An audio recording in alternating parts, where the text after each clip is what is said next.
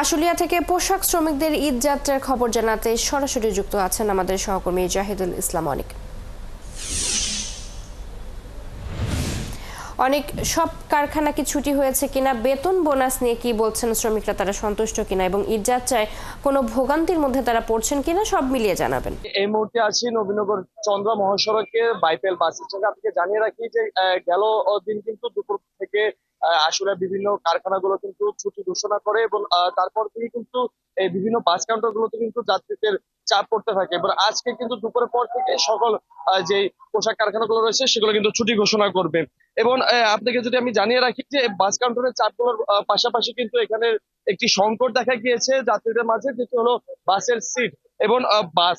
তারা কিন্তু তাদের কাঙ্ক্ষিত যে বাসের সিট এবং টিকিট সেটি কিন্তু তারা সংগ্রহ করতে পারছেন না, যার কারণে কিন্তু তারা বিকল্প ভাবে কিন্তু তারা বিভিন্ন ট্রাকে করে তারা তাদের গন্তব্যস্থলে যাওয়ার জন্য প্রস্তুতি নিচ্ছেন। এবং আপনাকে যদি আমি দেখাই যে অনেকে জীবনের ঝুঁকি নিয়ে এই বিভিন্ন যে ট্রাক গুলো রয়েছে যেগুলো পশুবাহী ট্রাক, সেই পশুবাহী ট্রাকে করে কিন্তু তারা এবারে ঈদে বাড়ি কাটাবেন এমনটি কিন্তু তারা আমাদের জানিয়েছেন।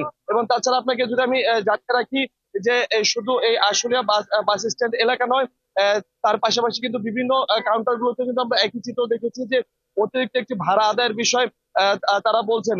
আপনাকে আমি একজন যাত্রীর সাথে কথা বলবো। আপনি কতক্ষণ ধরে এখানে আছেন এবং সকাল থেকে আছি, ভোর থেকে এসে এখনো কোনো গাড়ির ইয়ে পাওয়া যাচ্ছে না। বাসের ভাড়া কেমন দেখেন? 1000 টাকা ভাড়া চাই রাজশাহীতে।